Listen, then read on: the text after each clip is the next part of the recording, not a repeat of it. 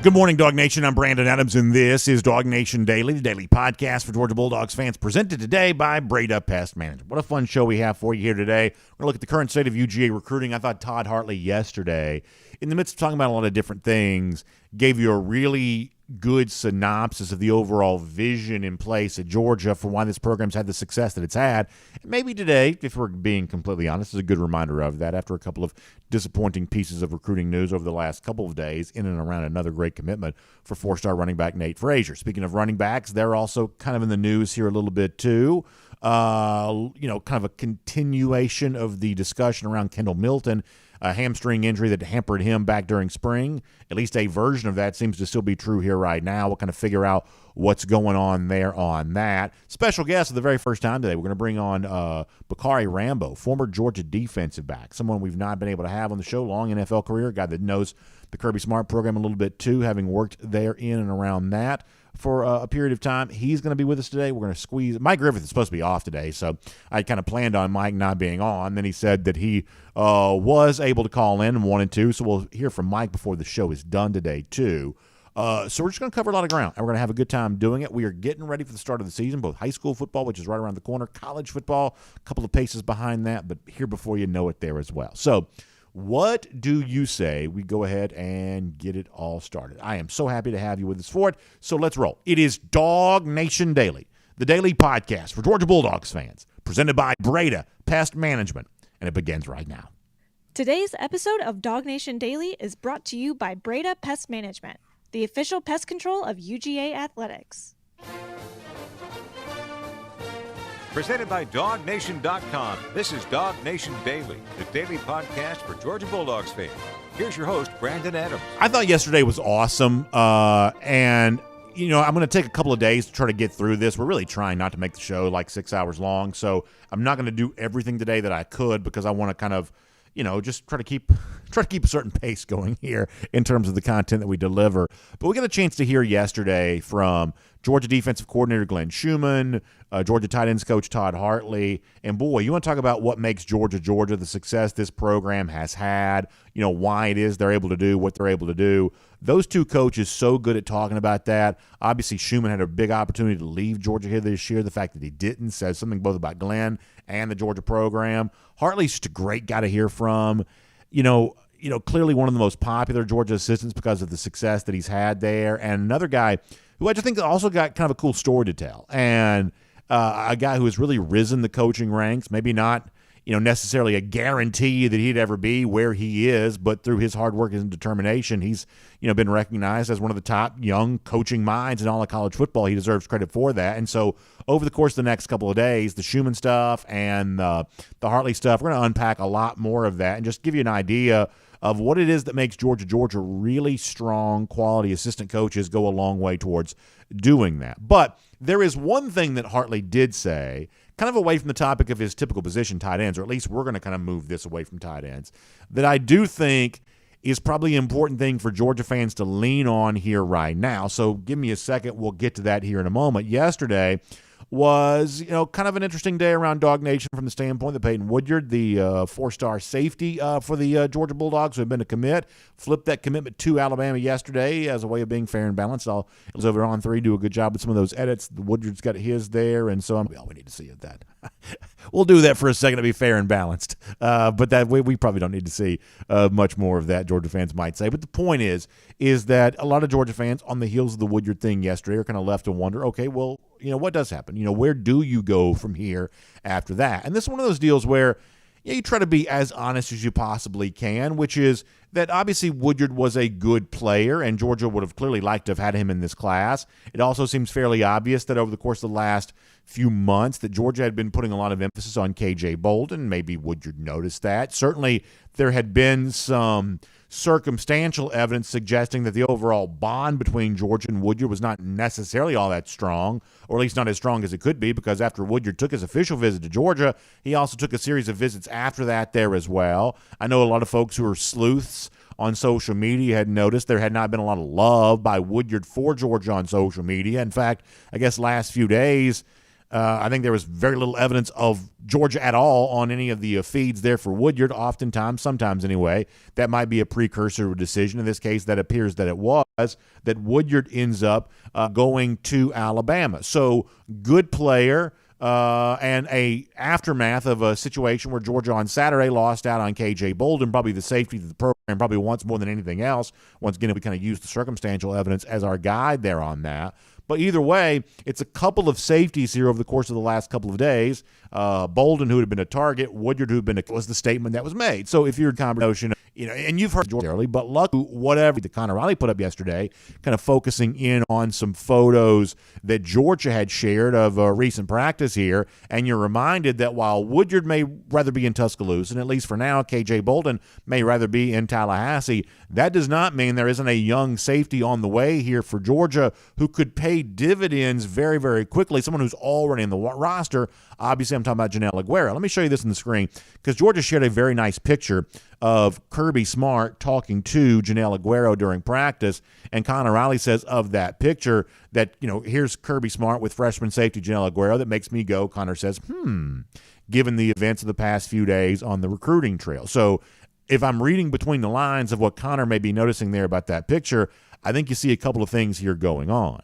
I think you clearly see Aguero being the kind of young player that Georgia believes could make an immediate impact here this season. If not, Kirby Smart would not be taking some of his valuable practice time and giving so much of it in kind of a one-on-one fashion to Janelle Aguero. That's probably circumstantial evidence that you can kind of make sense of there. And beyond that, too, I mean, everything in this day and age seems to be some sort of message to recruits. How good of a message is this, for those of you watching on video, how good of a message is this? Hey, you're a safety. You're a prospect the caliber of Aguero, such as maybe a KJ Bolden or maybe some other safety who might become into Georgia's radar here right now because of the decision that Woodyard made yesterday. This is the kind of attention you get during practice. You want to be the best version of yourself. You want to be the best possible safety you can be. You're going to get this kind of unfettered access to Kirby Smart during practice. Smart in a teaching spot here, bringing Aguero close, talking to him. That's what Kirby Smart gives young safeties here in this Georgia roster. Do you want yourself some of that? Of course you probably would. That's a recruiting pitch for UGA. And to try to find some sort of silver lining of, well, you didn't get Woodyard. What does that mean? For now, KJ Bolden seems like he wants to go to Florida State. What does that mean? Well, I guess you may have to sort of tolerate the fact that you got Janelle Aguero, who's about as close last year being a 5-star as someone possibly can be without actually maybe being a 5-star. And that's a guy who may get a chance to sort of pop and thrive for Georgia here this season. Now, breaking in as one of the starting safeties with Javon Bullard and Malachi Starks, that might not be so easy, but that doesn't mean he can't play in some nickelback situations and some things like that, or just sort of find a way on the field in some form or fashion. That's what Georgia may have with Janelle Aguero. And by the way, as I mentioned, you had a guy like Malachi Starks a year ago who also kind of stepped on the field, exploded right away as a freshman safety. That Georgia has always been of the belief that if you're good enough, it doesn't matter how old you are. If you're good enough, you're old enough. And so Aguero may be the latest example of that. Clearly, that's the message I think that's intended there of come here, get coached up like this, and you can travel a similar path, which kind of goes back to something that Todd Hartley was also talking about a little bit yesterday there as well. This really is kind of the recruiting pitch for Georgia. And clearly a program like Georgia is going after the most talented players of all, but it's also kind of asking, and your talent alone is not going to be his position tight ends and all the great success he's had there. But it's also what stays so dominant on the recruiting trail, even when you occasionally get told no by somebody out there. How is it the Georgia recruiting machine keeps operating the way that it does? Todd Hartley gave you some great stuff on that yesterday, so take a listen to this. The first thing I'll say is, recruiting is a group effort. Again, it starts with the head coach, and there's not a better recruiter in the country than Kirby Smart. I tell you that. So when you have Coach Smart's influence, it's not as hard walking into a living room when you get Coach Smart behind you, right? The other thing is the power of the logo. I mean, when you get the G on your chest and you walk into a school, you get instant credibility, you get instant respect. So the fact that you got Georgia on your shirt, you got Coach Smart as your head coach, that makes the job not as hard, okay? But I think the thing that we do a good job of here at Georgia is investing in relationships, okay? I think we do a great job of getting to know them as people and not just as prospects and as players. And I think that's where we went out most times, is people appreciate the genuineness that we have. Okay, we're real. We tell them how it is, and Some like it and some don't, but most people appreciate how open we are with them. I've talked to a lot of college players over the years. One of the things I sometimes ask is when they would have played for one of these like really famous coaches did you really feel like you knew him? I mean, could you just walk into his office and talk to him anytime you wanted to? And sometimes players say yes, and sometimes players are like, I'm not quite so sure. I mean, there's this sort of version of, especially the old school coach, where they kind of lived in an ivory tower, and like literally in the old days of coaching, they were up in a tower, like they're way up high in the air. You couldn't get to them. If you shouted at them, you're not even sure you could even really hear them. That was their way of kind of watching practice back then. And, we didn't have the same kind of video capabilities I guess we do now, so maybe that was the way you had to do it back then to make sure you could see everything that was going on. But in the photo I showed our video audience a moment ago, that's not what Kirby Smart is during practice. Kirby Smart's probably a little closer into the grill of some of these players than maybe they even want it to be, but that's the access they get to Kirby, and that's the access that Kirby wants with them. And Todd Hartley says that's the way we operate as a recruiting machine here, is we want to develop those relationships. We want to make that be the kind of paramount thing that we're selling about Georgia. Come here and being a part of a culture. Come here and be a part of Georgia there as well. I think Hartley explains that so well in the picture that we showed of Kirby and Janelle Aguero a moment ago, the kind of elite safety that we've been talking about here this week. I think it is an example of that. So when you think about recruiting pitches and things like that, that pitch to me still really works, even in this NIL age that we live in here right now. So my assumption is that Georgia probably isn't done with Bolden here either. It is not my prediction necessarily that KJ is going to come to Georgia, because I don't know enough to be able to tell you that one way or another. But based on serious people, what they seem to see going on here, based on the track record that's in place for Georgia, based on the description that Todd Hartley just gave you, the idea that Georgia can maintain an effective pitch even after Bolden has made a public pledge to a Florida relationship with the guys that he's going after, and we're led to believe that the Kirby Smart relationship with Bolden is a school that holds on to the commitment here right now. But what Hartley says is true. It has worked with so many recruits before, and whether it works with KJ Bolden or not, it's going to work with plenty more recruits in the future there as well. It is an amazing thing to sit back and watch, this recruiting machine for Georgia, how it operates. But it doesn't operate like a machine. It operates like flesh and blood, real, living, breathing people. Georgia has a lot of humanity in the way it goes about recruiting. And that message, even in this day and age, still works very, very well. My name's Brandon Adams, and this is DawgNation Daily, the daily podcast for Georgia Bulldogs fans. Presented today by our friends at Breda Pest Management, and happy to have you with us no matter how you get to us. Live on video, 9:45, DawgNation.com, DawgNation app for our first and 15. Across every other platform after that, all the video stuff, the podcast stuff, of course, our friends on the radio there as well. Just so many ways for you to connect with our show, and just really glad you just pick one of them and be a part of whatever we do here. Really, really appreciate all of that. Big thanks to our friends at Breda Pest Management who make it possible there as well. The official pest control provider of UGA Athletics. Now, that is a big thing to say here right there, because pretty soon we're all going to be over at Sanford Stadium. A lot of us are going to be looking around at 93,000 people in that stadium, this venue that we've loved being and attending games at for such a long time. When we look at that place and all the other athletic venues around UGA, we'll be reminded that the company that protects it from termites, bugs, and critters and all the stuff that could get in there is our friends at Breda Pest Management, the official pest control provider of UGA Athletics. They're also a big part, by the way, of what we do with high school football each and every year there as well. I really appreciate Matt and his staff and their commitment to high school football. That's a really cool thing that I'm very, very proud of. Love partnering with them there on that. And I love the fact they're longtime friends of ours now here on DawgNation Daily there as well. And by the way, not only as a sponsor for our show, but oftentimes you'll see Matt in the comment section. He's mixing it up with a lot of those non-Georgia fans who want to come in here and kind of do battle each and every day. I love that about Matt and the entire team over there. Just good folks, good sports fans, big Braves fans, obviously, proud sponsors of UGA there as well, and good partners for us here on DawgNation Daily there too. So the thing that probably matters to you most, though, is when you're ready to make the switch to Breda Pest Management for your termite protection, your pest control, they're going to put more money in your pocket instantly just for making that decision. This is a very well-resourced company, in business since 1975, 125 employees. And the strength they've gained from the success they've earned has given them a chance to be leveraged for your benefit, putting more money in your pocket for making the decision to switch to Breda Pest Management. So let me tell you how you can do that. It's simply by going to this website. It's bredapest.com, B-R-E-D-A. BredaPest.com. That's the website you go to, bredapest.com, BREDA. and you can make the switch there to Breda Pest Management, put more money back in your pocket, and you can have your home or business or rental property, wherever else, protected by the same company that's the official pest control provider of UGA Athletics. And that, my friends, is a really, really cool thing. All right, something else that's going to be really cool. We're going to welcome one, I guess, in just a few minutes for the very first time ever. It's former Georgia defensive back Bacarri Rambo, long successful NFL career, a guy who's even been a part of this Georgia program, the Kirby Smart era, a guy who had some great success while at UGA. We've got a lot to talk to Bacarri Rambo about here coming up in just a moment. We're going to look forward to doing that with you here today.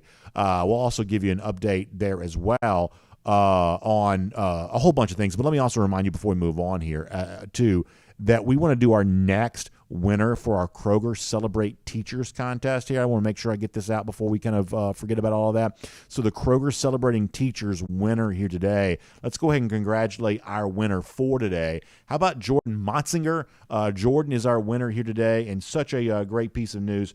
Jordan's the winner, a teacher at Harrison High School, the reigning teacher of the year there, as well as the high school teacher of the year too. Well loved by her students, respected by her peers. A three-time recipient of the Harrison High School Rock Solid Award, the varsity competition cheer coach, a National Honor Society advisor, National English Honor Society advisor, and, of course, working in the STEM program there in the Cobb County, part of the process that involved all the Cobb STEM teams becoming a Cognia certified program, which is obviously a great thing there, and obviously that great STEM education, very, very important. Josh Henry nominated Jordan here. So, Jordan, congratulations to you. You are our outstanding teacher today, courtesy of our friends at Kroger. You'll get a great collection of gift cards to enjoy, and Josh is also going to be a big winner here, too, for making the nomination and ultimately end up being the winner there. So, congratulations there on that. Jordan Motzinger, our Celebrating Outstanding Teachers winner today, courtesy of Kroger. So we got that. Glad to be able to give that to you. We're going to have Bacarri Rambo here in just a second, but we'll also still have Mike Griffith today on a Wednesday. Mike, originally, I thought he was going to be off, but then he reached out to say he wanted to be on the show still. So we'll have Mike on for a few minutes there at the end today, but Bacarri Rambo here coming up in just a moment. Now, prior to that, I want to go around the DawgHouse, poured today by our friends at Dr. Pepper, Strawberries and Cream. And I want to talk about another subject that's sort of been out there for Georgia as of late, confirmed by what we saw at practice yesterday for the DawgNation folks who had a chance to be out there, including our Connor Riley. And that is what looks to be a lingering injury situation here for Georgia running back Kendall Milton, the same way he kind of dealt with that back during spring practice, or at least in a similar way. And obviously similar to some of the things that maybe Milton's dealt with over the course of the last couple of years. Let me go through a little bit about what DawgNation's reported on this, and then we'll kind of figure out what all this means, starting with a story the other day at DawgNation.com citing a guy named Jake Rowe who works for On3, who had kind of reported a Kendall Milton injury. Let me read this to you a little bit from DawgNation there on that.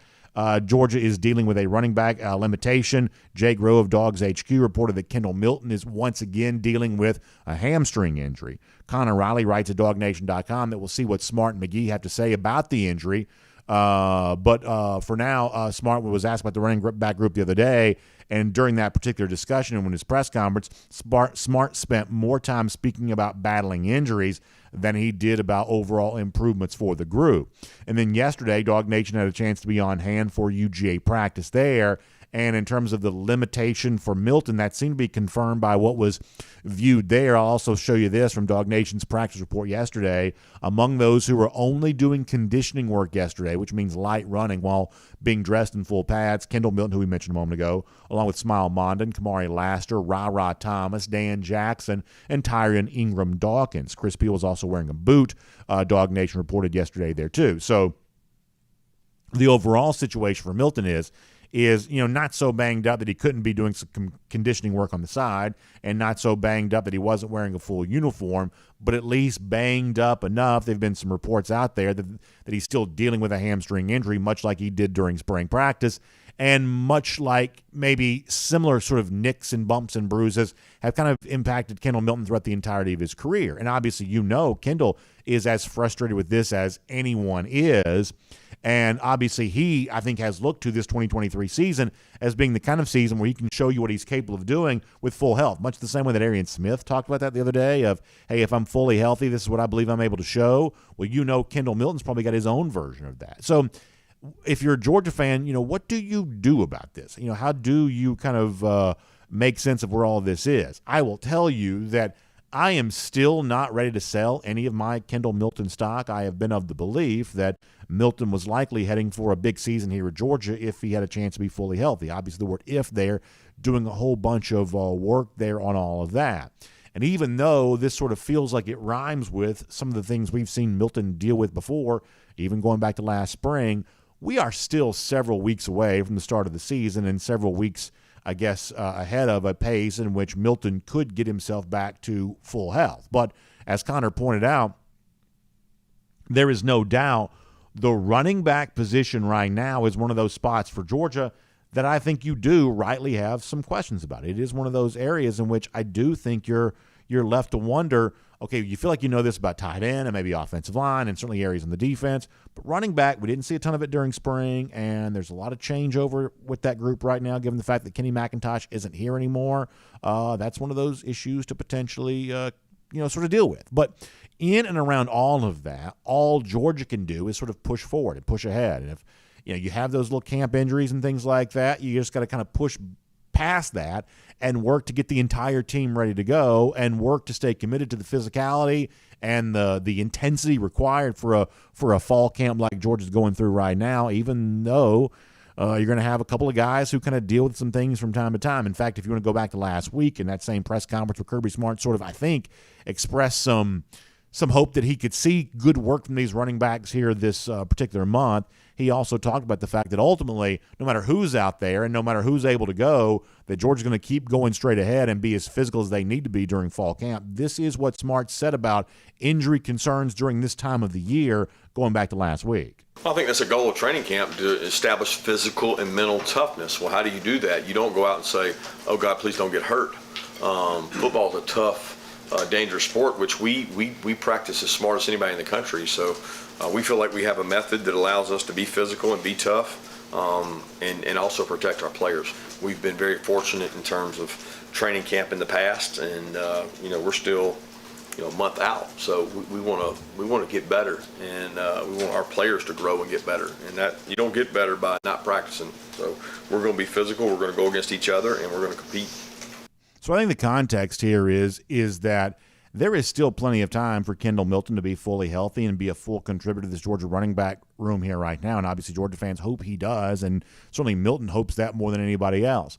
But while he is on the mend, much like he was during spring practice, Georgia's going to keep right on going. They're going to keep right on working to create, as Kirby Smart said, the physical and mental toughness required to be successful on the field. And they're going to do that without fear of who might be hurt or who may get hurt or anything like that. They're just going to simply put the best team together they can, given who's healthy at that moment. So the running back position is a little bit of an open issue right now. Milton's health in particular is a little bit of a concern, I would agree. But let's see where this is 3-4 weeks from now. Let's see what it kind of looks like then. And by the way, maybe even more importantly, towards the end of September, then in October, and then November, when Georgia starts playing the games that possibly matter the most. Clearly, Georgia fans weren't happy to hear about another injury setback for Kendall Milton, even as minor as this one might be.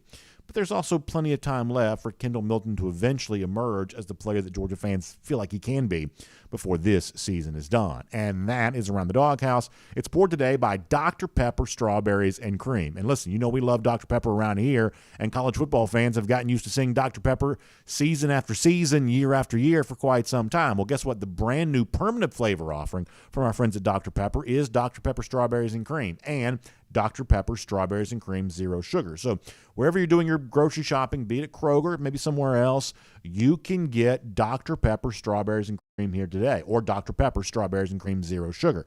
What a really fun new beverage. We love Dr. Pepper. We love Dr. Pepper Strawberries and Cream and Dr. Pepper Strawberries and Cream Zero Sugar. So our encouragement to you is to pick some up and try it today. And, of course, it's great to have them pouring Around the DawgHouse for us here today there as well. Now, before we're done, typical Wednesday guest, Mike Griffith, will make an appearance on the show. We'll do that a little bit later on. We'll talk to him about more of what's been kind of ongoing at Georgia camp here over the course of the last couple of weeks. Mike's been watching that afar from the last couple of days. He is technically off, but he's going to be on the show here today.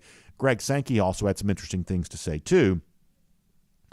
Here this week about the current state of the chaos around college athletics that seems to be erupting at the same time where the SEC is fairly confident about just kind of being sort of business as usual. We'll give you some words from Greg Sankey on that here in a little bit there as well. But for now, a guy that we've been really excited about having on the show, get a chance to do that today.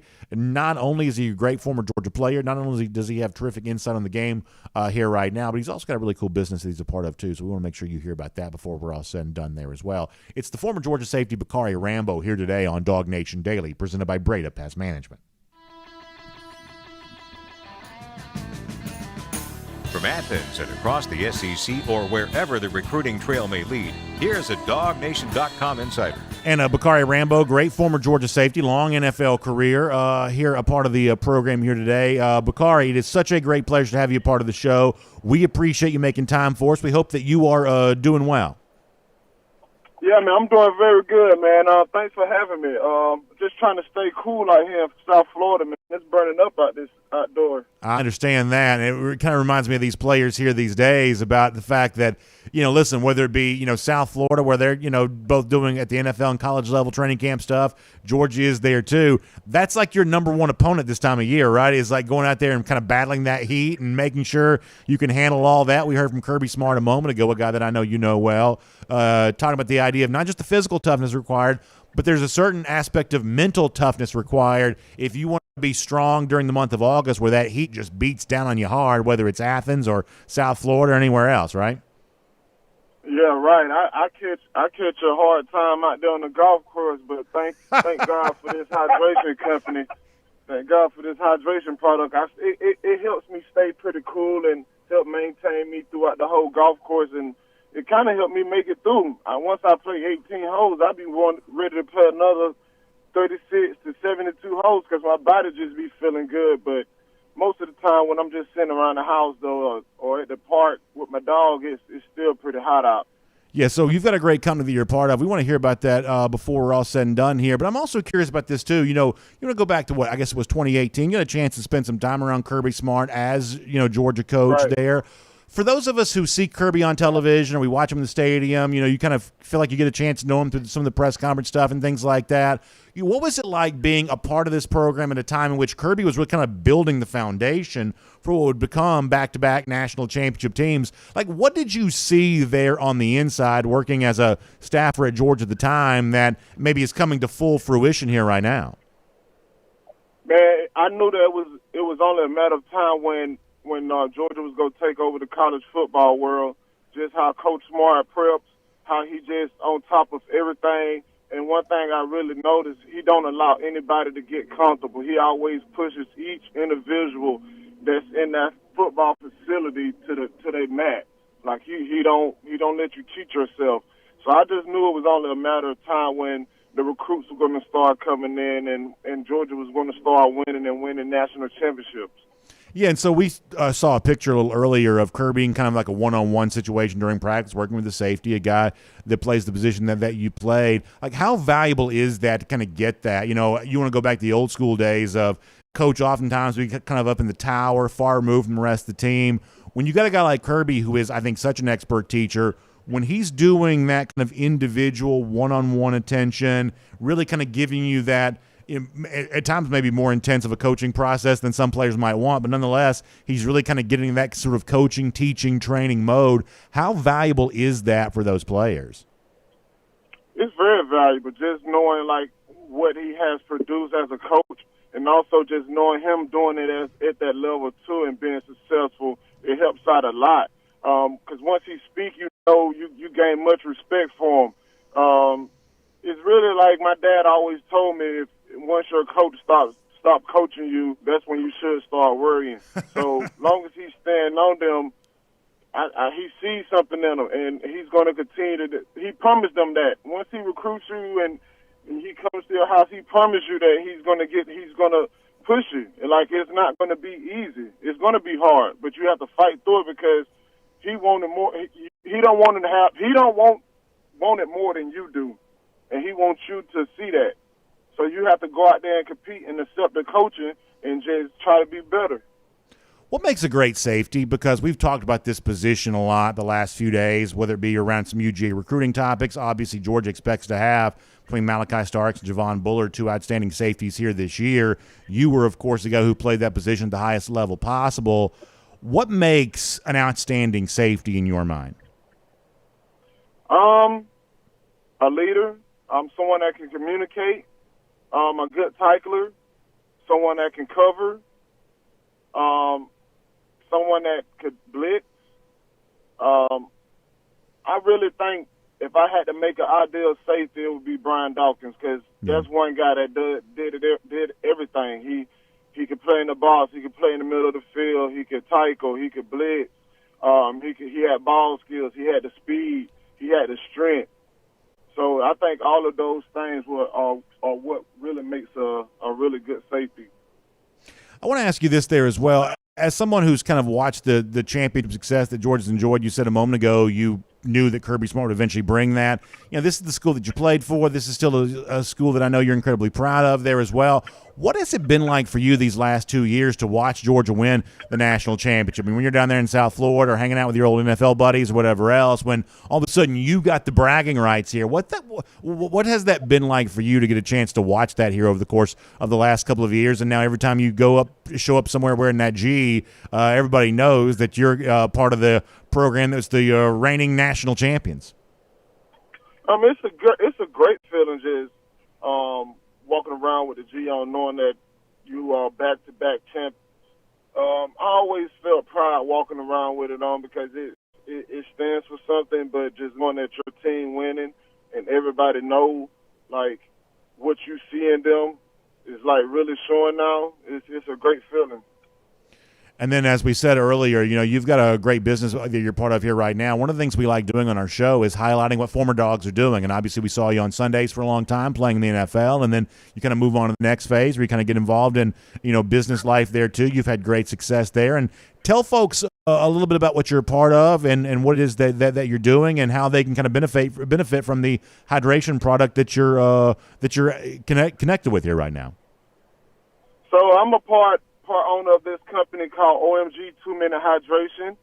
We based out of, diabetes is crazy right now, how the sugar intake for kids and other individuals is like extremely high, so we don't carry sugar. And the next thing, how fast it absorbs. We use an electric cell that travels faster through your body than water. So literally in 2 minutes, your body will start breaking it down to start hydrating you with all the electric cells and minerals that's being carried with the electric cell. Unlike some of these other products that are using sugar, it takes your body 45 minutes to start the process of breaking it down. So if you was in the game and you cramp up, by the time that sugar product that you just drunk before it kicks in, the game is probably over, you know. So with our product, it's able to absorb faster and get you back on the field a lot faster. We have low sodium and clean ingredients, so you can drink it all day.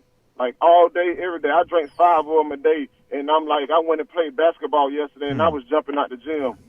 It helps with muscle recovery. When I work out, my body feels great the next day. And like when I was playing ball, I used to have a problem with cramping.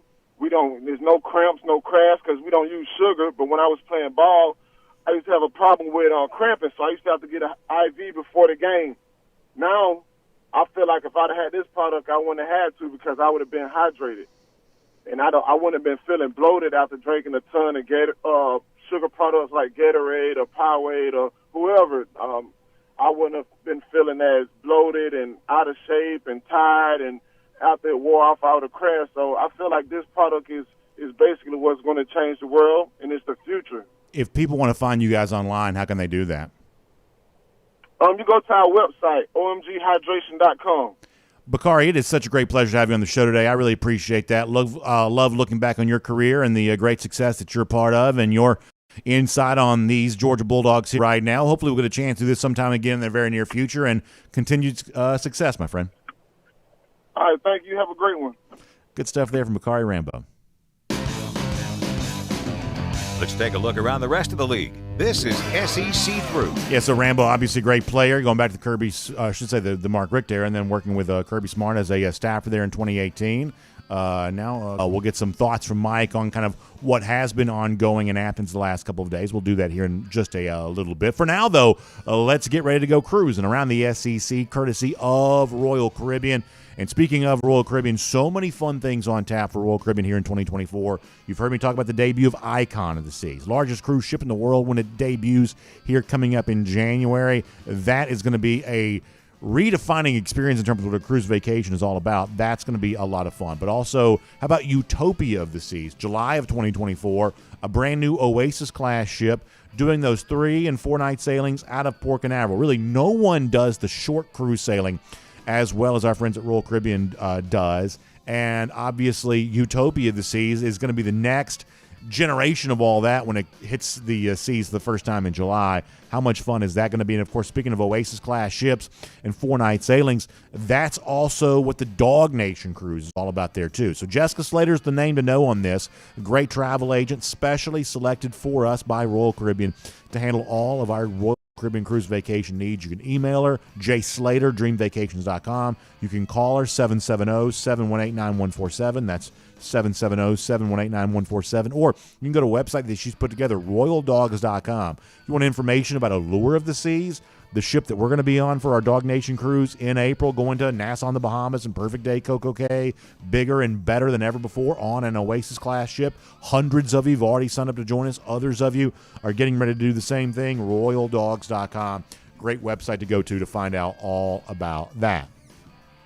So yesterday was an interesting day on the Paul Feinbaum show in that SEC Commissioner Greg Sankey showed up, and he talked about kind of his viewpoint on where the SEC is with all the crazy stuff that's going on around it. You know, the Pac-12 is basically on its way to being dissolved. The Big 12 has grown. The Big 10 has really grown and now stretches from coast to coast. The ACC is even being rumored to be interested in sort of the remaining cast-offs from the Pac-12, Cal and Stanford, possibly SMU there as well. Florida State has talked about taking on private equity money, which is a fancy way of saying a loan, and potentially looking at going independent. There's a lot of weird stuff happening around college athletics right now. And Greg Sankey came out yesterday to say that he believes the SEC is still in a very, very strong position. And I think that's obviously true. I have, though, expressed some concern about where the SEC is in relationship to everything else going on around here. And, you know, Sankey yesterday said, hey, we don't need to go out and take teams in the Pacific, basically the West, you know, the Pacific time zone, way out west, to have interest out west. People like our league, even if we're not in that part of the country. That's basically what he was saying yesterday. And to a certain extent, that is true. The numbers bear that out. If you look at the highest rated games a season ago, three of the top 4 highest rated games in college football last year all involved SEC teams. The number 1 highest rated game last year in the regular season was Ohio State, Michigan. Then the next 3 games were all SEC games. So from that standpoint, Sankey can say, hey, people like our league. Our league still does plenty well when it comes to the overall TV ratings, especially for the best teams in our league. And to an extent, that is true. But here's the one word I'll give you as a way of caution on this. And this is why I've expressed some skepticism about how the SEC is positioned right now, at least from the standpoint that I think it needs to be careful. And here's part of the reason why I think the SEC needs to be a little bit careful, is when you look at those games that I mentioned a moment ago, and really all of the highest-rated SEC games a year ago, they all have one thing in common. They all took place on CBS. That the highest-rated SEC games right now are all on CBS, the traditional, which we used to call kind of an over-the-air broadcast network. That's probably a little bit of an antiquated phrase, but kind of a traditional TV network. All of the highest-rated SEC games take place on CBS. So we have a little bit of a new frontier we're going to be experiencing a year from now, not this season, but next season, when a very valuable product, the SEC, and what has been a very viable TV network, CBS, when they divorce from each other. Like, what kind of TV ratings can the SEC draw when it's on the ESPN family of networks? As you know, and you've heard me say before, if you're a regular viewer or listener to this program, I am a little bit skeptical of the current relationship that the SEC has with ESPN. I do not believe that ESPN and ABC, if you want to count that in this, are as aggressive as a media partner for the SEC as I believe that Fox primarily, but also CBS and NBC, could prove to be for the Big Ten. And I do think that's a little bit concerning. In fact, not to turn this into like Bloomberg, but the other day, Bob Iger, who's the Disney CEO, was being interviewed on CNBC. He even talked about the possibility of Disney, which owns all of this, spinning off ABC and just sort of selling it to somebody else. What happens to the SEC if Disney sells ABC? What happens if you lose one of your big broadcast platforms for your league here moving forward? I think that's a question that the SEC folks ought to be exploring. There has been some chatter out there in the sports business world that, a sports league, just maybe the NBA or something like that, might pump money into ESPN, because I think a lot of the professional sports leagues believe that a strong ESPN benefits them, but it probably only benefits them from the standpoint of it's the kind of entity that can sort of pump billions of dollars into their league. I mean, we now know that ESPN's overall subscriber number has dipped to around, 73 million or so. Technically speaking, and this is going to be a surprise to many of you, technically speaking, FS1 is actually in more homes right now through the traditional cable bundle than ESPN is. That seems hard to believe, but it is true here right now. Now, ESPN still has more cachet than FS1, but ESPN's cachet is not what it once was. So when Greg Sankey goes on the Feinbaum show and he flexes and he talks about how strong of a position the SEC is in, I think for the most part what he's saying is true, and obviously those of us who love the SEC want it to be true. But I'm telling you right now, this is a time in which I think the SEC needs to be careful. I do. And Sankey can sort of posture and sort of express this, alpha sort of image when he's being interviewed and kind of really argue on behalf of the SEC. But privately, this is a league that I think needs to just be paying attention to its media landscape here right now. What the Big Ten has going for it, partnered with TV networks that still do TV very well. I think we're in kind of in a day and age right now where ESPN's left to wonder what it does very well. I mean, we are within, next 5 years from ESPN being offered as a kind of standalone subscription service, kind of over the top. Sometimes you hear that kind of used that way.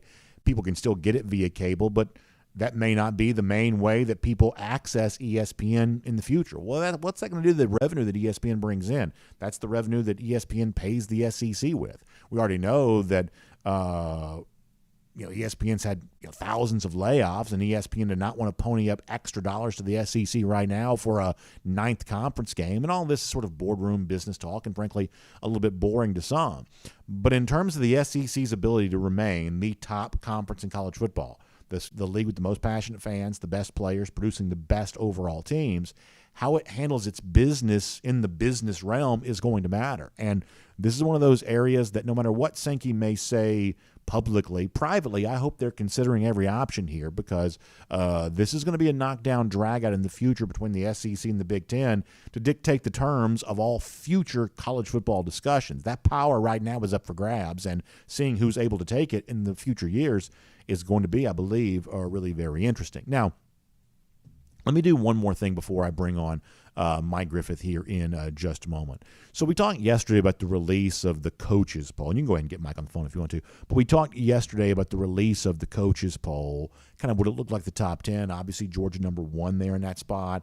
What was happening underneath Georgia? Mighty Michigan, who's gotten so much attention here over the course of this offseason. They came in at number 2, despite the fact that they actually didn't get any preseason number 1 votes. Alabama got some. Ohio State got 1. Michigan didn't get any, but on the basis of the overall voting, they were at number 2. There were a couple of other SEC notes, though, that I want to make sure you got here on this, because there were actually 2 teams that Georgia will face in the regular season who did show up in the preseason coaches poll. One of those near the back end of the poll was Ole Miss. Now, if I asked Georgia fans who is the second toughest team you'll face this year, how many of them would say Ole Miss? I'm not quite so sure, but on the basis of the preseason coaches poll, Ole Miss would be the second toughest team on Georgia's preseason schedule here, ahead of a road game at Auburn or maybe a game like South Carolina. South Carolina got, I think, the second most votes of any team that did not make the coaches poll, second most points awarded by the votes of the teams that did not make the coaches poll. I would probably rank South Carolina as a slightly tougher game for Georgia than Ole Miss, especially based on when the game is going to be played. But perhaps even more surprising than that, Tennessee actually cracked the top 10 on this. And based on some of the way too early top 25s that have been out there, we'd sort of seen Tennessee somewhere in that sort of 15th, 16th range but they actually made the top 10 of the Coaches Poll that came out here this week. So at least on the basis of that, it sounds like there's some expectation out there that Tennessee can kind of follow up on what it did a year ago, breaking through by beating Alabama while also being kind of a top 10 level team again here this year. I'm probably a little bit skeptical of that just overall, but obviously Tennessee going to be a very formidable foe, just given the way they score points in the bunches the way that they do. And for now, we'll make that cruising around the SEC courtesy of Royal Caribbean. And here on Wednesday, so frequently, we bring on Mike Griffith here on our program. Mike, I thought was going to be off today, but he was kind enough to say that he wanted to be a part of our show, so we'll give him a chance to do that here right now. Mike, thanks for your time. I hope you're enjoying a little, time off before the season really gets rolling in a few days. We appreciate you popping on and being a part of this with us here today on DawgNation Daily, presented by Breda Pest Management. Yeah, Brandon, I was thinking about something, and, this whole offseason narrative about Georgia's schedule. Now, correct me if I'm wrong, but I don't see Alabama playing a top 10 team on the road this year. Do you? No, not right now. They'll get a chance to host LSU. That is certainly the case. So from that standpoint, I guess Georgia's got a little something going for them there. I mean, I will admit, I think that Tennessee probably loses twice before it hosts Georgia, so that may not quite be as relevant by the time we get to November. But the point you're making for now is certainly an accurate one. Well, that's my point. I mean, I don't know, what grab bag rankings they choose. I mean, for that matter, Georgia played a number 1 ranked Tennessee team last year that hadn't lost a game and that had beaten both Alabama and LSU. So my only point is I think it's pretty convenient logic to throw Georgia's schedule under the bus and, based on what we think might happen, based on what we thought might happen, Alabama was supposed to win a national championship, and there were people wondering if Brian Kelly was a better hire than Billy Napier. So I'm just dealing with the facts and the perceptions that are out there, and it would seem to me that on the one hand, they're saying Georgia doesn't play a good schedule, but on the next, I see Tennessee ranked in the top 10 according to the coach's perception. So, the next time somebody wants to trash Georgia's schedule, I might just point out that they're playing a top 10 team on the road, and I don't see Alabama doing that at this stage. Yeah, I mean, part of what I've said about this, Mike, is part of the reason why it appears that Georgia's playing easy games because when you win a national championship game 65-7, they're all easy games. That it's very difficult for Georgia to find a team that's capable of keeping it close. It's not impossible. Obviously, Georgia played 2 close games a year ago, but it's certainly difficult because the other 13 were fairly well in the bag by the time you got to the fourth quarter. That's part of what that is. And the other thing is we've obviously had our fun last, couple of months about the idea of what we call mighty Michigan, this team that everybody seems to have fallen in love with. And admittedly, if you want to make the comparison other college teams, Jim Harbaugh has done some good things. He's beaten Ohio State 2 years in a row. But the idea that everyone seems to have an opinion about Georgia's schedule, and only just lately have people noticed the fact that Michigan plays an even weaker schedule than Georgia does. Michigan may be a 3-touchdown favorite in almost every game that it plays, with the exception probably of Penn State and Ohio State. The fact that there's very little chatter given to the Michigan schedule, Mike, that's one of those things that it just sort of becomes a little obvious here that because Georgia's on top, the reigning 2-time national champion, there's, I believe, this intentional attempt to kind of nitpick anything you can about them. You can't do it on the field, so you do it with the schedule. You ignore that about Michigan because there's an obvious attempt, I think, to sort of build up a possible contender to UGA because a lot of these media types just simply don't want the season to be boring and over before it starts. Well, and I think you got to look at who's controlling the narrative. Brandon, I was just looking a couple years ago. They called Georgia the biggest underachiever in college athletics going into the 2021 in college football. One of the ESPN authors did that. And, lo and behold, they lost 15 players to the NFL and 13 to the portal, including 4 former starters. And they put together an undefeated season. Now, you tell me how Kirby Smart's not the consensus National Coach of the Year last year. So a lot of this is narrative from ESPN. ESPN has their favorites. And here's the deal. Kirby's not one of them. And I normally don't cuss on the air, so I'm not going to this time. I'm gonna sit this one out. I'm just gonna say that Kirby doesn't kiss the butts like a lot of these other coaches do. And if you're wondering why Kirby Smart hasn't won more National Coach of the Year honors, that's the only reason. Because what they've done on the field is historic. Winning back-to-back national championships at a time when it's more competitive than ever because of this ridiculous 14 playoff, where a team doesn't even have to appear in their conference championship game. Alabama 2017, and then they tell you that Georgia's not one of the best 4 teams in the nation, 2018, and yet Georgia still was able to become the only program to win back-to-back titles, and now we're sitting here, they're telling us that, Well, the schedule is not going to be tough this year. And then the polls come out, and I see a top 10 Tennessee team that everyone's talking so much about on the road in November, and everyone wants to overlook that, and to your point, overlook Michigan. And I grew up in this state. I'm in that state right now. I'm 45 miles from Ann Arbor, and I thought about going down there and seeing what it was all about, but then I remembered I know what it's all about, and that's the biggest underachieving program in the nation, but nobody wants to write it or say it because they have a large media conglomerate in Detroit called the Blue Wall. Different show for a different day. Point is, you're right. Georgia doesn't get the credit that they deserve, and they won't for a long time. So if we use the coaches poll as our guide, Ole Miss in November, a home game, is the second toughest game on the Georgia schedule just based on the way the coaches voted for their preseason poll. Do you believe that's true, Mike? No, I think the road game at Auburn is going to be tougher. Yeah, me too. And only because of circumstance, because it's going to be the first road start, likely for Carson Beck, but I leave the door open for the competition because that's what the head coach tells us. And he seems to mean business because if he was zeroed in on his guy, he'd be giving that guy 80% of the work with the number one. But clearly there's a competition to some degree.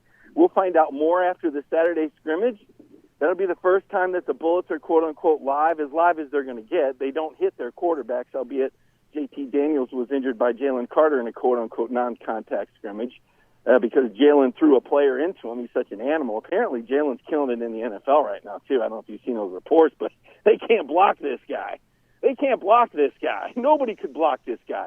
The question is, who is Georgia going to come up with that can fill those shoes, or what scheme will Kirby use? I don't know if you caught this, Brandon, but the other day at that press conference from Kirby, he said there was a chance they could have 3 outside linebackers on the field at one time. And I don't know if you've seen that before, but it certainly sounds to me like there's going to be some creative scheming from Schumann and Smart and Muschamp.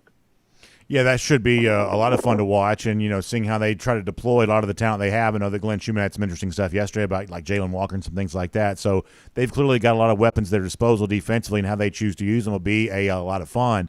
Mike, I believe I understand that Saturday is the booster scrimmage. So some boosters, I guess, get to go a lot, but more boosters will get a chance to be there on Saturday. So in terms of things regarding quarterback and stuff like that, is my guess is we start to hear some pretty substantial rumors about some of this kind of stuff. So if Beck is clearly the better, my guess is we'll be hearing some of that. And if it looks close between the two, Vandegrift or maybe even Gunnar Stockton to factor in this there as well, we'll be hearing that there then too, that a lot of this kind of stuff, even if you wanted to try to keep it secret, it becomes a little harder to keep it secret when you got a lot more eyeballs on one of these scrimmage deals coming up the way that I'm expecting that you will on Saturday. Yeah, and that's not an accident. Kirby Smart wants these kids to be under fire. He wants them to hear the noise. He wants them to hear themselves talked about. He wants to study, and I heard you have Jake Fromm on, and to me that's one of the most valuable segments on any Georgia podcast. And I'm so glad we have Jake on DawgNation because there's so much insightful stuff that comes out of the questions that you ask and how Jake answers them. And Jake said, you know what, sometimes Coach Smart does play that game.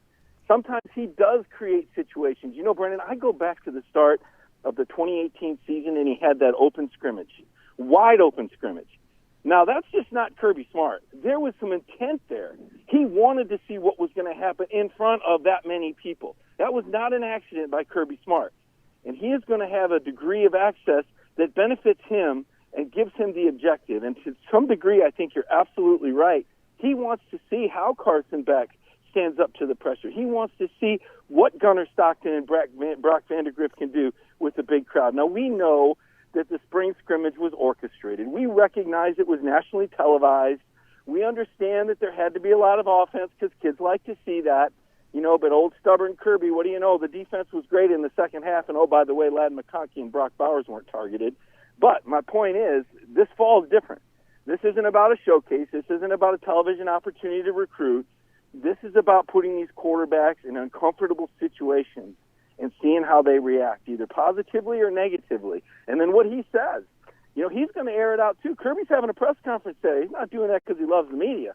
He's doing it because he's going to send some messages on Saturday afternoon, and you're going to have a whole bunch of stuff to talk about next Monday on DawgNation Daily. Let me finish with this, if you don't mind. Some Georgia fans we've obviously been talking a little bit about, continuation of what has been a storyline of Kendall Milton battling a hamstring injury, and that's obviously a disappointment for UGA fans who I think have big expectations and certainly high hopes for Kendall here this year. We didn't see much of him during the spring, and it sounds like he's a little hobbled by that right now. What do you make of the continuation of that, both for him individually, but also the fact that right now this is a Georgia running back room in a little bit of a, I guess, in a bit of flux right now too? Well, I'll be frank, and, at some point I always seem to say something that people don't like, so this might as well be it.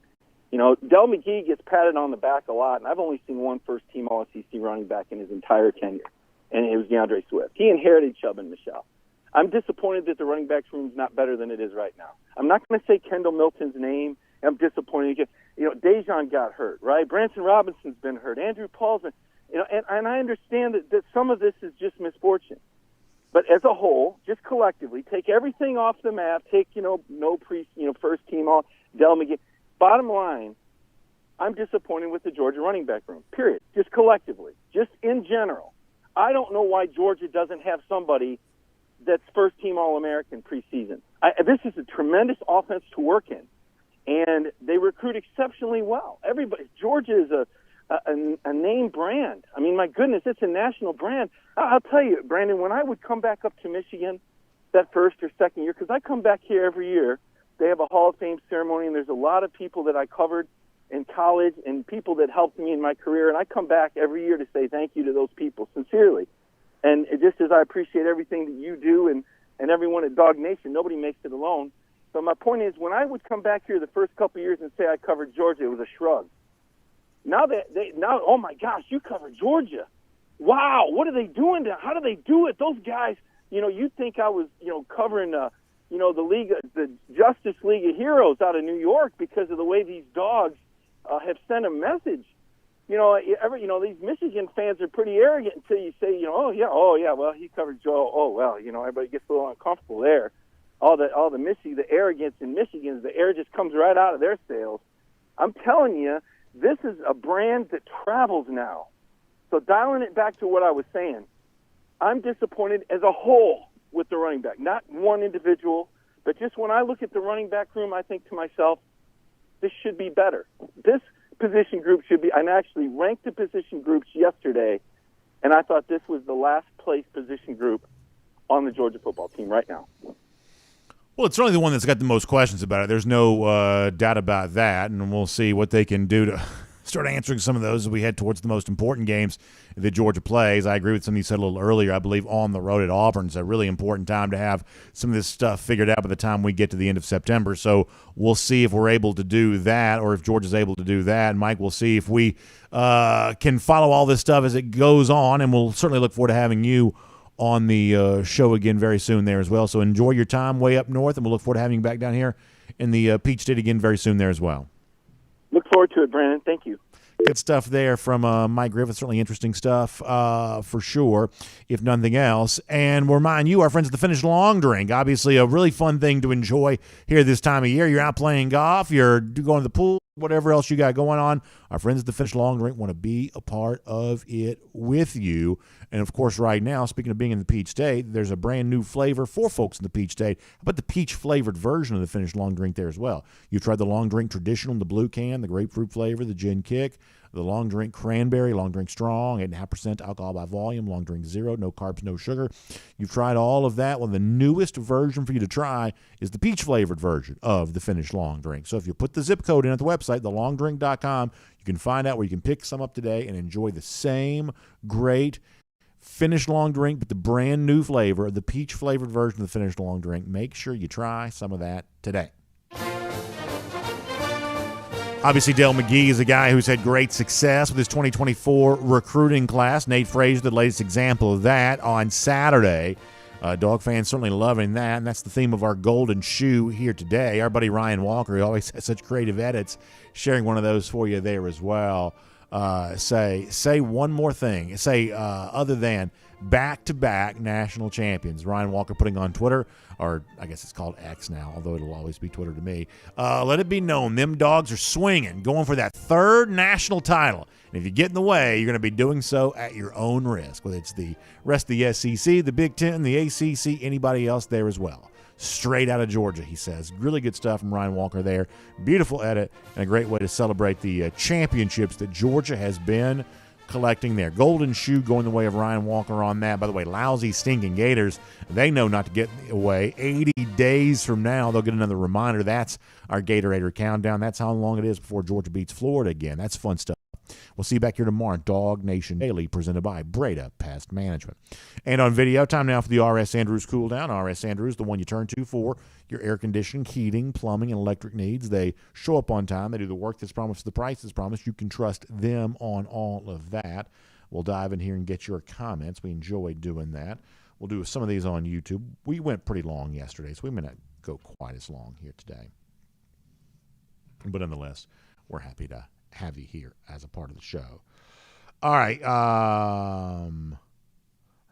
Alex Davis says, going back to that Tennessee win against Alabama a year ago, Bama's still chasing Jalen Hyatt right now. Yeah, it was always amazing to me. You know, you look at the Alabama game as maybe the best example of this, but Jalen Hyatt's touchdowns when he had them for Tennessee a year ago, I mean, they were always, to call them wide open, they were beyond wide open. It looked like he was the only player on the TV screen when he was scoring these touchdowns, and Alabama was certainly an example of that. So, yeah. BA's Ty Stone Cold Style enjoyed Bacarri Rambo today. BA Stone Cold Style, I appreciate that. Thank you very much. Jeremy Harbin, I guess, arguing with G. Grace with the running back situation. Literally, that argument on YouTube has been going on for at least 5 years. That argument has been going on for at least 5 years. At least 5 years. A DMart42 also enjoyed hearing from Bacarri Rambo today there as well. I'm glad to hear that. Let's see what else.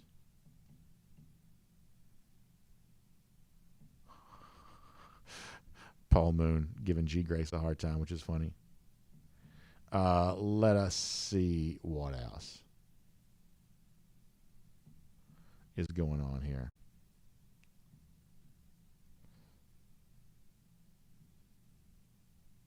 Let us see what else. Taylor Russell on the evaluation of the running backs. I don't think there's any doubt that Georgia's got more to prove at its running back position here this year than it does at other places. And I do think there was an opportunity the last couple of years, we talked about this before, for Georgia to possibly produce more explosive runs than it has. I think that's the case. I think that the overall, caveat here is, if you want to go back and look, 2017, 2018, Georgia was leading the SEC in rushing in those years. And in the years since then, Georgia just throws it more. They just, you don't really think of Georgia being a pass-happy team because I guess, to a certain extent, pass-happy is probably not the right way to describe that. But Georgia does throw it more now than they used to. That is true. And so that has taken away some of the opportunities from the running backs. Jonathan Aaron says, the subject of Carson Beck's mobility is as long as you don't run around looking as awkward as Peyton Manning does, then you might count as a mobile quarterback. Maybe that's fair. For sure, that might be fair. Let's see what else.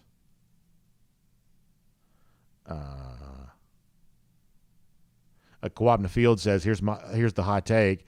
DeMello Jones is going to be better than the three safeties we lost in recruiting. Could be the case. I mean, a lot of this is sort of an inexact science. But I'm not quite done with KJ Bolden just yet. Now, I think DeMello Jones, I guess Jeff had a good story with DeMello at DawgNation yesterday. I think that Jones is a really fun prospect. But I'm not quite done with KJ just yet, I don't believe.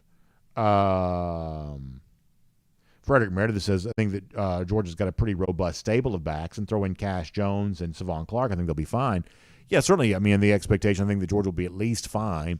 I do think, though, and listen, Cash Jones may be the next version of what, Stetson Bennett was, right? Walk-on who became a hero. Or, what a Javon Bullard might have been, someone who had very little in the way of recruiting accolades that turned into a really good player. A.D. Mitchell was kind of an offensive version of that, too. Maybe Cash Jones is just the next version of that. Georgia seems to have a lot of that. I totally understand that. But I said this in the show last week, which when Kirby Smart is being asked, generally speaking, about running back, if he's pivoting in that conversation to talk as much about Cash Jones as he did, that could be just because Cash Jones is just the next great thing. Or it could be because there is a lot from the rest of the group that he still wants to see. And I at least think that a portion of the latter of that might be true, that there was a certain faintness to the praise for the running back room last week. You couldn't help but notice it, and we did talk about that on the show. JG says KJ Bolden is signing with FSU. He's already recruiting for FSU. Could be the case. Obviously, Florida State's the clubhouse leader there. They would be certainly the overwhelming betting favorite here right now. Listen, long shots occasionally cash. And while it's not my prediction that KJ Bolden eventually signs at Georgia, I will make this prediction. Between now and December, there will be a significant Bolden, Georgia-related story of some sorts, right? Is Georgia a factor again in KJ Bolden? You'll see that headline somewhere. That's my prediction. What happens after that, who knows? I'm not trying to build any kind of false hope or anything like that, but I am quite confident that Georgia is not stopping its recruitment of KJ Bolden. And if Florida State can raise all the money they've promised, they'll probably win, because I don't believe that Georgia's going to match that figure. But if Florida State does not quite have enough, institutional money coming in, capital investment type stuff, if they don't have quite as much of that, then who knows what happens after that. Let's see what else.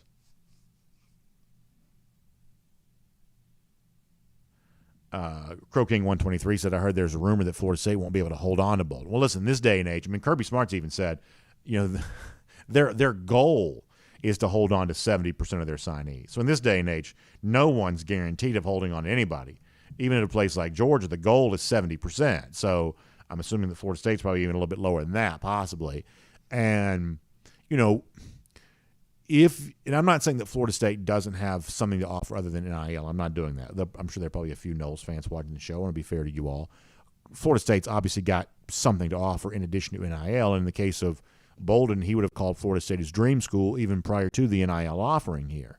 But we are also led to believe that the rumors, the crazy figures you heard thrown around on message boards, I've been told by serious people that some of that stuff is probably true, that it was this eye-popping figure. And so if you live by the NIL sword, you can also die by that sword there as well, because if you make the big promise and you can't keep it, that becomes a little bit trickier. April Van Giesen says he won't flip. Totally fine. It's not my prediction that he will, but it is my strong assertion this isn't over yet. My strong assertion that this isn't over yet. Kevin Cook says Kirby Smart doesn't want me players. He wants team players. Bye-bye, KJ. I would just caution you against that. That look, on the basis of what appears to be true right now, it becomes easy to say, well, he's me first because he wants to go to this other place. But here's the thing, though. If you do truly believe that your coaching style benefits the players, right, that, hey, we're going to ask something hard from you, and if you come here, you'll be not just a better player, but a better man for having gone through it. If you truly believe in that, I believe that the Georgia coaches do believe in that. The Georgia coaches, I believe, are authentically confident that they do right by their players based on the way they train them up, both as players and men. That if you do believe that, then you would also allow your belief to motivate you to be patient with players about making that commitment to that. Does that make sense? In other words, if I'm going to ask something hard from you, and I believe that what I'm asking from you is actually good for you, then I'm going to understand that you might need a little bit of patience about coming to the conclusion of, you know what, this really is the best thing for me overall. Georgia coaches, in other words, do not get their feelings hurt easily. They don't. If they're going to have a big ask, hey, come here, work hard, maybe get less individual glory, less front-end NIL. If you're going to ask something from players that's that significant, it just stands to reason that you would also – and some guys may never make that decision, and that's okay too. Other guys may think something else benefits them for a while, and then they may later change their mind. Georgia is still open for business. And my advice would be, if you're a Georgia fan, to mirror that yourself. In other words, don't burn bridges. Don't say something now you may want to take back later on. Even if I understand why it is that you're doing that, my advice would be don't burn bridges easily. Don't, Bolden made the decision that he made. Okay, I'm fine with that. And if he changes his mind, I'd be kind of fine with that too. Let's see what else.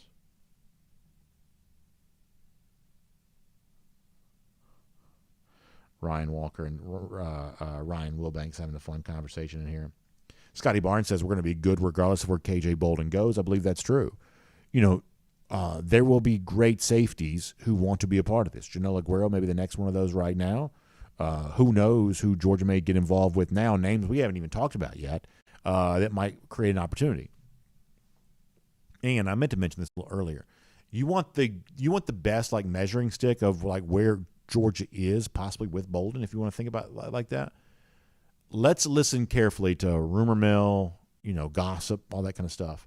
If we start to hear a substantial name deepening his connection with Georgia, perhaps in all likelihood committed somewhere else here right now, if we start to hear a lot of that kind of stuff in a very prominent fashion, then that might be taken as a signal that maybe Georgia really is moving on, that it really is, thinking about other options. Not to say that it wouldn't want multiple good safeties, but if you see Georgia kind of moving strongly in another direction, that might be taken as a signal of, okay, maybe they are thinking about moving on. And if you kind of don't hear a ton of that in a very tangible way, then that ought to kind of tell you what's going on there too. Because Georgia's not going to stop recruiting, and so if we're not hearing about them recruiting anybody new, that means they're still recruiting somebody old. So just keep that in mind.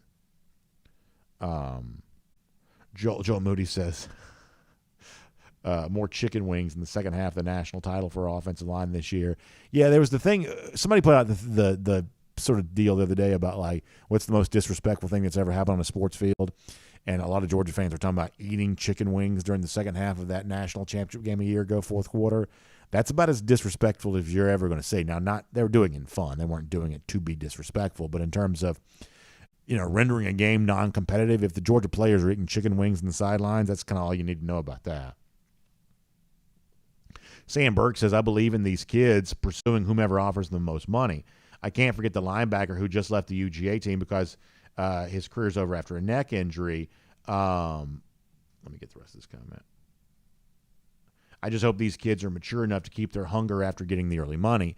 Yeah, I said this yesterday. If you just want to be real here for a moment, that if my son was an NIL type player, which he's, given my genes, probably not going to be, but you know the point I'm making here.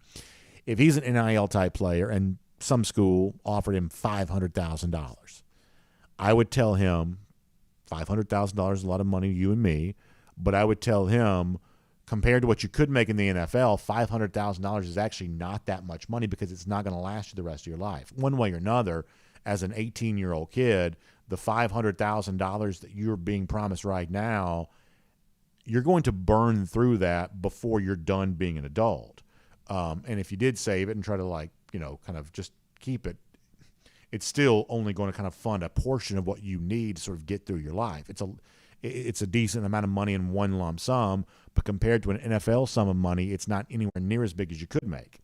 However, if instead of $500,000, we're talking about multiples of seven figures, well, at that point in time, I would tell my son, I don't care if you make the NFL or not, you take this money here right now.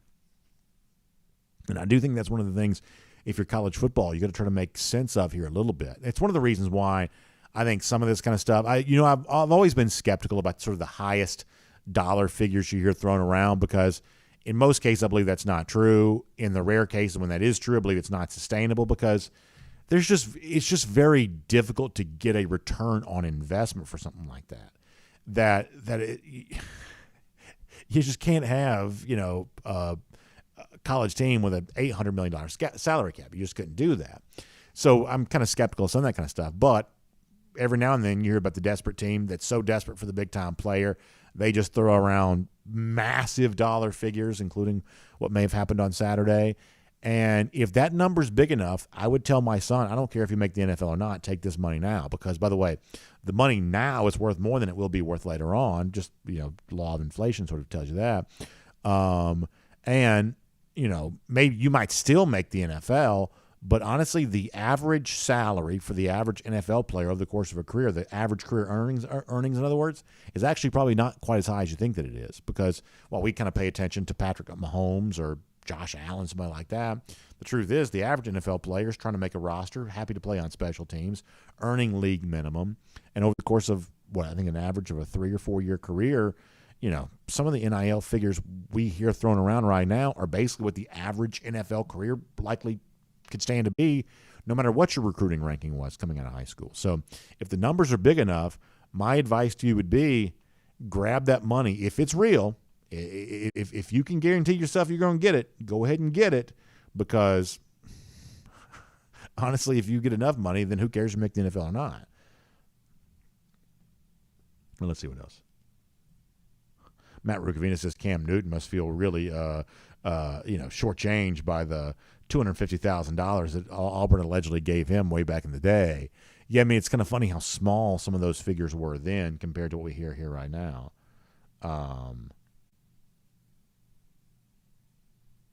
John Paul Williams, we get a lot of good comments coming in. John Paul Williams says, at this time, you can't build a program by offering the kind of money that we're talking about with Bolden. You can just get a few stars that way, maybe in the future, but now you build it in the way that Smart has at Georgia. Yeah, totally agree with this. And, I mean, this is a real problem for Georgia, right? Because Georgia wants the best program they can have. That means the best players you can get. It also sort of values locker room chemistry. I know it's easy to say this, and we're all Georgia fans, but Georgia, I think, from a long-term stability standpoint, is trying to do this the right way. Other programs are just more desperate. We've used the phrase here before, stars and scrubs. You ever played daily fantasy or something like that? You're trying to put the best team together to have the best chance of winning money in some fantasy contest. There is a sort of stars and scrubs strategy of I'll put big dollars towards a couple of players and I'll sprinkle a little bit of money here and there to kind of fill out the rest of my roster and just sort of hope for the best. I think we are in an era in which some programs are sort of star and scrub with the majority of their roster. Missouri's kind of that right now. That's what Luther Burden, I believe, sort of is. They, I think, are trying to do the same thing again with Williams-Nwaneri moving forward in the class of 2024, that we can't get a full class of elite players, but we might be able to go out and get the most elite of all. And that's probably not a great recipe for winning, but make sure you don't miss this. It is a terrific recipe for job security. In other words, can you fire Eli Drinkwitz in a year in which he's holding a commitment from a 5-star defensive lineman if Nwaneri were to go to Missouri? I'm not saying he's going to, but that's a rumored possibility. So hypothetically here, could you fire Drinkwitz if Drinkwitz wins the recruiting battle for Williams-Nwaneri? That's what I believe the coaches are thinking here, that if I throw this kind of dollars at one player, it's actually not even going to make me that good on the field. I mean, it's better to have him than not, but that kind of financial allocation going in the direction of one player, that's not going to do that much for you, but it might give you some job security, which don't shortchange that in terms of a reason why some of these coaches do what they do. All right, almost done. DT says good safety play at Georgia goes all the way back to Hall of Famers like Jake Scott way back in the 1970s. I guess Jake Scott was also a big player in that 68 team for Georgia and eventually became a part of the 72 Dolphins. Yeah, long history there on that for sure. Yeah, BMAX says the average NFL salary is approximately $860,000 a year. That's the average, right? We hear about the guys making like who was it? I was hearing the day they had the highest cap number here this year, but it's somewhere in the neighborhood of like some $40-something million, something like that. Like we hear about those guys a lot, but the actual average salary is only about $860,000, according to what Carolina, which is the first big home game for Georgia this year, as they were for Tennessee a year ago. BMAC, I think that's a very good goal. I do. Did we lose something here? Let's see. All right, let me go. Something kind of weird happened over on DawgNation.com. I don't know if that's just my thing or what. Let me get a couple more comments. We'll get ready to go. Yeah, the running back argument still going on over there on YouTube. So there you go there on that. And, Georgia's also, as some folks pointed out, been kind of harmed by injuries in the running back position before. I mean, I think we'll never know how good Zamir White could have been if not for 2 knee injuries. It's an old story, and it's common to football, but I think it's no less true there when it comes to that. All right, a lot of folks having a good conversation. We're going to get ready to go here for today. Appreciate all of your thoughts and love your opinions. Always really, really good stuff. Thank you all for that. Appreciate that. Matt Rukavina says he's going to keep posting that Auburn won't score more than 13 points on Kirby's defense this fall. I don't care if it – by the way, I guess he's talking about the toilet paper backyard. I guess the tumor trees are ready to be rolled again. So there you go there on that. So a lot of fun there. A lot of Georgia fans weighing in. Good stuff. Hey, y'all, check out RS Andrews online, rsandrews.com, for your air conditioning, heating, plumbing, electric needs. They'll show up on time. They'll do the work that's promised, the price that's promised. You can trust them on all of that. Y'all have a great day. We'll see you back here tomorrow. DawgNation Daily, presented by Breda Pest Management. We'll look forward to talking to you then.